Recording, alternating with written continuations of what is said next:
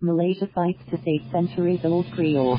Children in colorful outfits sing in a Creole of Portuguese and Malay during a class in the historic Malaysian city of Malacca, part of efforts to stem the decline of the centuries-old language.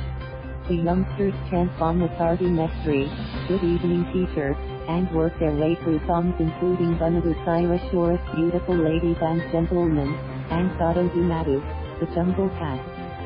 Sara Santa Maria runs the weekly classes at her home to ensure the younger generation learn Papia Kristang, one of several steps aimed at preserving an endangered language spoken by people of mixed Portuguese and Malaysian ancestry. I definitely fear Kristang to disappear, the 60-year-old teacher told AFP, as the youngsters dressed in Portuguese-style traditional costumes laughed and danced. Many Eurasians have moved out of the settlement and the children only speak Malay and English, she added, referring to an area of Malacca that has traditionally been home to speakers of the language. Kristang developed after the Portuguese took over the strategic port city on the Straits of Malacca, one of the world's most important shipping routes, about 500 years ago, and colonizers married local women. It was an era when tiny Portugal had a global empire and Malacca, a center of the lucrative spice trade, was a key prize for rival powers.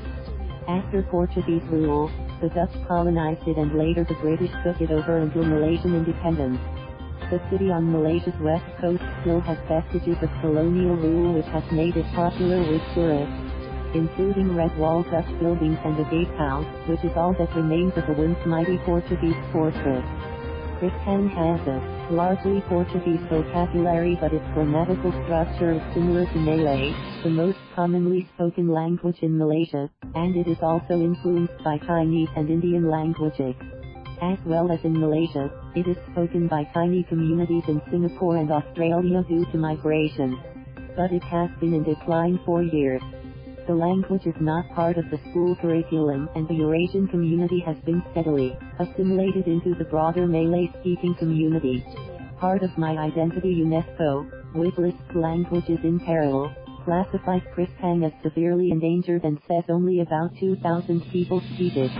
It is just one of many tongues in danger, with the UN agency predicting that half the world's 6,000 languages will disappear by the end of this century.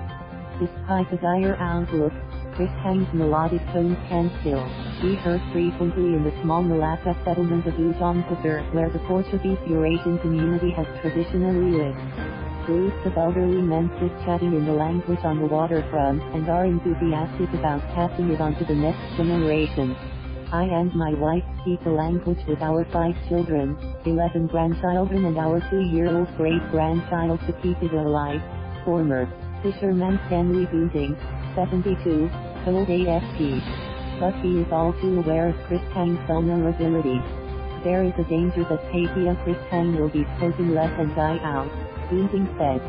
As well as Santa Maria's lessons, other moves are being made to save the language. A Kristang textbook has been produced, as well as a mobile app and a CD of Catholic prayers and hymns.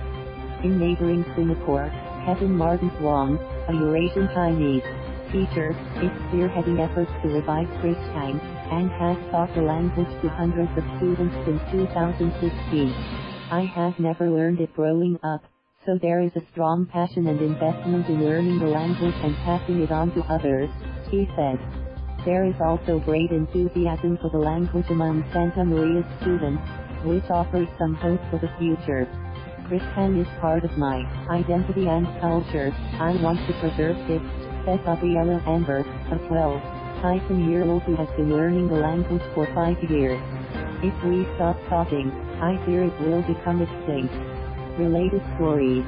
Thank you for watching. Please subscribe.